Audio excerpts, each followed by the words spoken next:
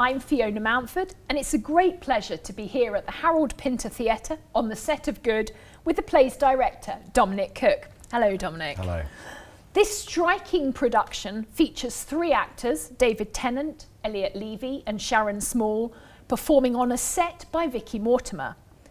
Good, by CP or Cecil Philip Taylor, premiered in 1981 and is widely considered one of the most important plays to deal with Nazis and Nazism. So, Dominic, I'd like to start by asking the obvious question. Why did you want to revive Good? What does it offer audiences in 2023?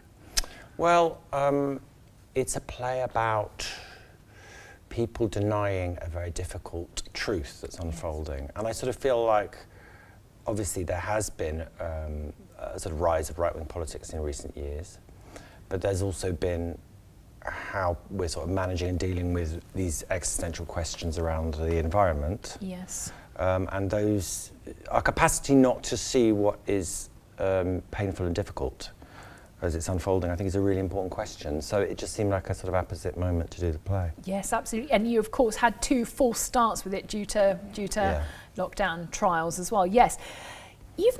It's an intriguing decision to streamline the play. So it's just 3 actors take on all the parts. So David Tennant is Professor John Halder, the so-called good man of the title. Elliot Levey and Sharon Small play all the other characters between them. So remind me, how many characters are there in the original text? I don't know. I think the original cast was about 15, but even them, some of them were doubling in the smaller roles. Right. And so why, most importantly, what does your streamlining add? Why did you decide to do it so slickly like this? Well, I think that when the play was done in the early 80s, it's got this sort of fragmented structure, yes. And it was written, it's sort of a memory play, so he's trying to piece together his history. He's trying to put the central character, Halder, who's played by David Tennant, sort of trying to piece together how he ended up getting involved as an active participant in the Nazi regime, yes. From someone who's a sort of liberal-minded, sort of left-leaning academic. Yes. And he's doing that in a very sort of fragmented way, so some of the more painful memories are broken up into different sections. And at the time, that was a really unusual form. But of course, it's been done a lot since then. That idea of fragmented storytelling is now almost a cliche. So I thought, well, let's try and find a way that we're still slightly ahead of the audience, yes. In the way that they would have been in 1981. So I thought, well, if we sort of have him and then the 2 people that he's betrayed playing all the other parts, there's an element where the audience are going to have to do what they would have done in 81, which is where are we? Yes. A bit of that. So that was the idea. Yeah, good. And there is that sort of running in a very good way, running to keep up and think, well, who are they now? Well, you have to on your audience toes, as it were. And that's so it's no plot spoiler to say that Halder gets very involved with the Nazi Party, but the skill of the play is that it illustrates his pragmatic progress towards horror rather than some innate and terrible character flaw. What I found most striking was its chilling in its ordinariness, isn't it? Yeah, I mean, I think the thing I really like about the play, and this is a sort of quality that's drawn me to other plays that I've directed, is that it asks the really difficult questions. Yes. Because we all like to think that we would be, if we were there, we would be the person that stood up and sort of took action. But the reality is, the sort of incremental nature of the rise of the Nazis sort of gradually conditioned people into accepting what was going on. And of course, there were strong historical reasons for people turning a blind eye to what was happening. And he really explores that. And that's a much harder question than those horrible Nazis over there that I have nothing to do with, which is, I think, the way we all want to look at that period of history. Yes, absolutely. And it's pragmatic, and Halder, you can understand every little step, every move, the careerism, and yeah, absolutely. And you're right. It's easy to in these sort of narratives to have the goodies and the baddies, and we think we know very comfortably where we sit. But this is doing something much more sophisticated, isn't it? It's more sort of subtle. I mean, the thing is, of course, for us, we've seen the images of people in Belsen. We've seen the images of Auschwitz. We know what happened. Yes. But for that, no one knew that was happening. And even at the time, even from 1942 when it was happening, very few people actually knew the extent of what was going on. Yes. So they're sort of navigating something which would have felt very different to the way that we see it. especially as they'd sort of been incrementally conditioned Yes. to believe certain things. It's something sort of unbelievable. You couldn't conceive that something so awful would be happening. That's so right. maybe Yeah. that's the We sort of default back to what we know, don't we? I mean, even in COVID, it really was surprising that first phase. We were sort of, I remember having conversations with people and they were going, oh, we'll be back at work in June. I must say I was a bit sceptical about that. Yes. But everyone sort of defaults back to what they know. Yeah. No one would have expected that even now, or years later, we're still dealing with it. Yes, you know? It's inconceivable. It's beyond our conception. Now, some years ago, Dominic, you and I did one of our interviews, and you used the term virtue signalling, which was the first time I'd heard that expression, and it really struck me. Now, I've kept returning to this idea of virtue signalling in connection with this play and its very modern resonances. How we like to virtue signal how good we are, often on social media, but then say and do such awful things. And I was wondering if we might engage in a little extra textual speculation, and why not? It's a dull day in January, let's do it. One wonders what sort of things that Halder would be writing on Twitter. Oh, that's interesting, yeah. I don't know whether would he be on Twitter, I don't know. Oh, well, let's say he is, but how would he sort of, if he were doing his very modern commentary on himself, or his very modern documenting of himself, one wonders, would he stand outside, would he still stand outside it?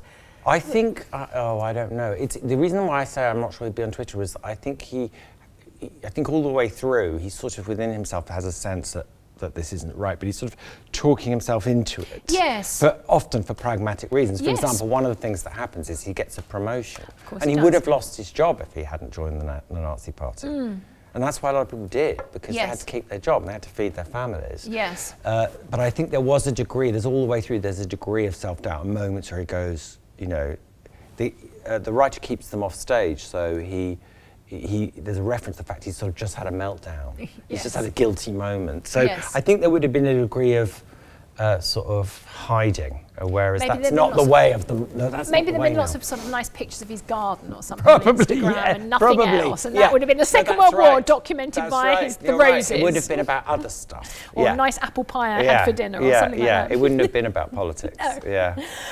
The theme of this year's Holocaust Memorial Day, later this month, is ordinary people, which I thought felt eerily pertinent to this play, because Halder was an ordinary German, who, as we've been talking about, like all of us, in extreme circumstances of whatever kind, still had choices, and I think that's an important thing.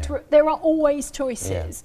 So he could have opted for heroism, or he could have collaboration, or he could indeed just sort of fatalistic inertia. It's bigger than me, I can't stop it. Yeah.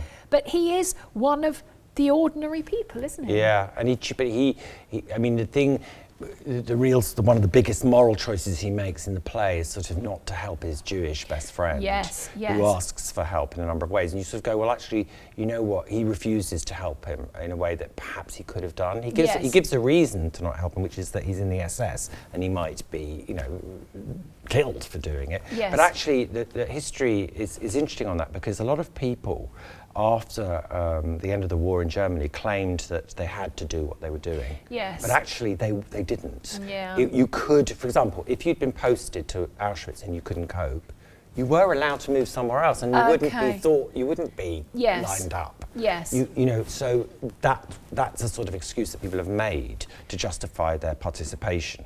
But I think the biggest betrayal is the betrayal of his friend. And you know, I think what happens in these situations is people under-imagine other people's experience. So he sort of under-imagines his friend's risk, because his friend seems to be, you know, the thing about Germany, which was different to the other parts of Europe that the Germans occupied, was in Germany the Jews were in very senior positions. They were integrated in a way that they weren't in, say, Poland. Yes, or the sort of the areas under sort of Russian influence. Yes. And so I think it was incredibly hard for people to go, you're not at risk. You know, this is someone who we would call privileged at the moment. And again, right? It's that what we've been talking about, that sort of inconceivability. Yeah, well, here's exactly. my friend, Yeah. and he's he's an a qualified eminent doctor. professional. Nothing bad will actually happen to him. And that's one of the reasons why people didn't leave as much as they could have done. I mean, some people did leave, but because they couldn't imagine that when they'd been decorated for fighting for Germany in the First World War, that they were going to be destroyed by the same state that only 20 years before. Yes, of course. They put their lives on the line for that country. They just couldn't imagine it because Jews in Germany they'd been there for as long as the Germans, actually. Yes. As long as the people we think of ethnically as German, the Jews have been there as long. So they felt part of it. Of course. You know. And that's interesting what you said about the idea they got the under it and sort of the people having choices, and we underplay that. And it's interesting that the rewriting of history now, if there's any work of fiction or play about France in the Second World War, everyone was a member of the resistance. In South Africa, every single person you've ever spoken to was at the Soweto riots in the 70s. It's interesting the way we rewrite, isn't it, to fit the modern lens. Yeah, we do, but it's very dangerous, because the thing is, if you don't actually go, well, what would I really have done? You don't notice it when it's happening to you, or it's happening around you. And there have been, you know, in the US and the UK especially, some very alarming shifts to the right. Yes. And rhetorics, for example, in this country now around refugees is a long way from where it would have been 20 years ago. Yes. And what's deemed acceptable for governments to say now is very different to what it would have been. And this has happened incrementally, and you know, we're sort of, I mean, I know many of us do speak up, but it is still happening. Yes. And I think if we sort of push those type of experiences away from us, we're in danger of repeating them. If we imagine that, you know... Oh, history is so simple. There are the goodies and the baddies, and only idiots would have gone for the baddies, and I would have... Yeah, and that's not really the way that these things actually work in the world. So I think it's that's why I'm sort of drawn towards plays and stories that make the audience experience a discomfort around these sorts of issues. Because I think and that's the other reason actually why we did what we did with the reducing it down to 3 people, was I didn't want anyone in a Nazi uniform on stage until our hero put our Nazi uniform on. Yes. Because I think, again, as soon as you see someone in a Nazi uniform, oh right, you're one of those people. That's not me. No. I'm not like that. And of course, because David is so incredibly personable, you spend an hour and a half in his company, and then suddenly he's got an SS uniform on. And I think that creates a real feeling of discomfort. Absolutely. And paying attention there's that wonderful Mitchell and Webb sketch where they're Nazi officers, and they go, brilliant. Oh, look at your hat, don't you realise you're one of the baddies? And so exactly that, it's far too easy to make very simple categorisation otherwise. So casting actors, 3 actors of immense skill to hold the stage for 2 hours, didn't you? Well, we started obviously with the main part, Halder, and I mean, David... Did you go to David, or did he come to you? No, we went to David. I've known David for a long time. We haven't worked together on a show, but we'd done a workshop once, but I'd sort of known him. I knew him when he was a student, actually. Okay. And I've wanted to work with him for a long time. I mean, the most important thing, apart from being a compelling and charismatic lead actor, was to find someone who you would never imagine being a Nazi. So we sort of went through the list of possible lead actors, and we took out anyone we thought would ever be cast as an SS officer. Because I think the thing is, you really want, and that's one of the things that that you get for free with David is a sort of immense charm and likability, and also he's very witty, and all of those things draw the audience, which is. So that's 50% of the job done, actually. Yes. And also, he's a brilliantly skilled classical actor. So he's got a lot there sort of in his armoury. Yes. And then it was about finding 2 actors to complement him that were going to sort of be credible as his wife and his best friend. And so we sort of just looked around, and actually I knew Sharon from the Royal Court. She'd done a few plays there, so I hadn't worked with her directly, but I thought she was one of those sort of chameleon actors who can do anything. Yes, yes. I mean, I've seen her play lead classical roles. I've seen her play sort of much more working class characters. Sunburn, television classics, Sunburn on television. Yeah, she's really versatile, and Elliot is just someone I could... Actually, he is a good friend of David's, as it turns out, but I could totally believe a friendship between those 2 men. Yes. So it sort of fell into place quite easily. Yeah, lovely. And lovely. So, okay, so it felt absolutely. So now, the set, I don't know, well, we're on the set, it's sort of concrete set, it's quite minimalist. Dominic, without giving anything away, it does metamorphose one sudden and startling moment. Does it? Talk to us about the thinking behind the set. Well, very kind of institutional. We sort of, one of the influences on it was the film Downfall, which I absolutely love, which is a film about Hitler in the bunker. Okay, yes. Played by Bruno Ganz. It's just an amazing film about the sort of, it's a German film, and I think it caused a sensation at the time in Germany because, they portrayed Hitler as a human being. Yes. And that was quite a provocative thing to do, and it's an amazing movie. And it's all set in the final days In the bunker. It's the bunker, yeah. And so we sort of thought, well, where is Halder actually talking to us from? He must be sort of late on in his life. He must be after the end, the last scene. I won't tell you what the last scene is, but it's quite far into the Nazi regime. So it must be beyond that. So we thought, well, maybe he's actually telling the story or working out how he got here, if you like, from the end of the war. So we sort of created an environment that was a bit like being in the bunker. I mean, it's a sort of memory, it's not completely realistic sort of memory space. Originally, because we tried to design the play 3 times, because we're going to do it 3 times. Of course. And then each time we sort of came back and went, oh, is that right? Was the first time all kind of velvet and plush? Well, no, there was a lot more stuff. We had a lot of stuff. It was all going to be sort of, you know, every time they went back into a memory, they're actually there, you know, with the table and, you know. Okay. But in the end, we sort of decided that as he's remembering it all, it doesn't need to be that literal.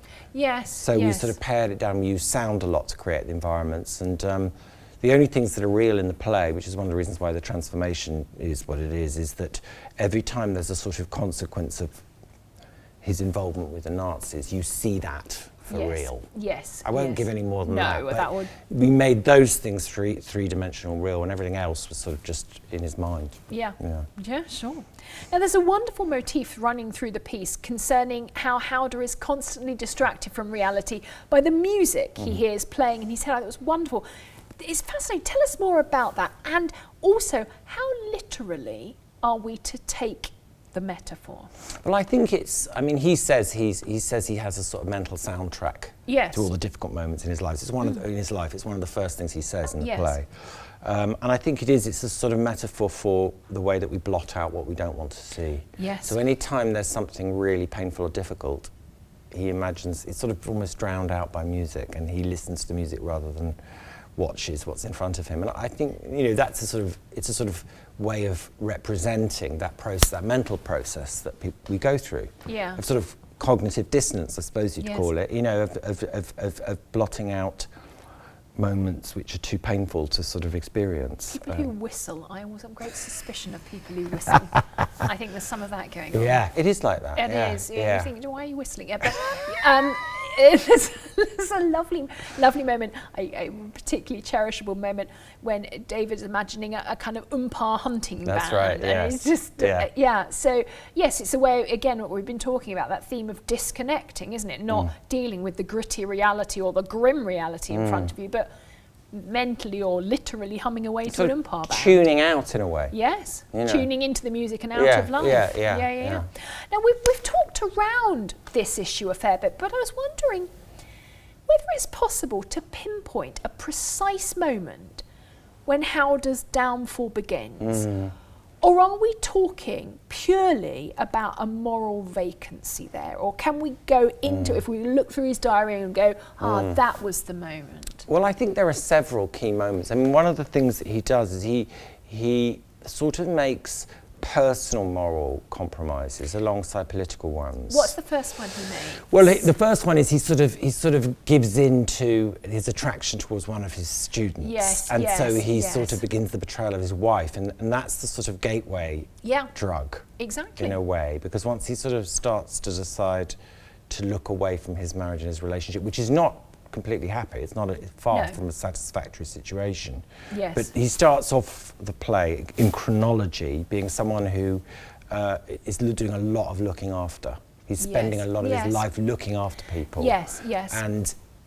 And he gives up on that. Yeah. And so that's a key moment. And then, of course, I mean, without giving too much away, you know, he ends up joining the SS because it's beneficial to him. Yeah.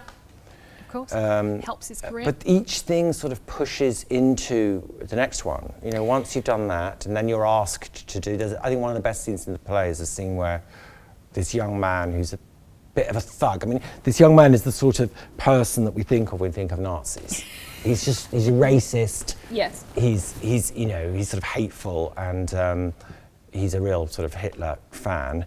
And he turns up at this very big house that Halder is now living in, which he's got as a result of a Jew losing his job and all the compromises he's made.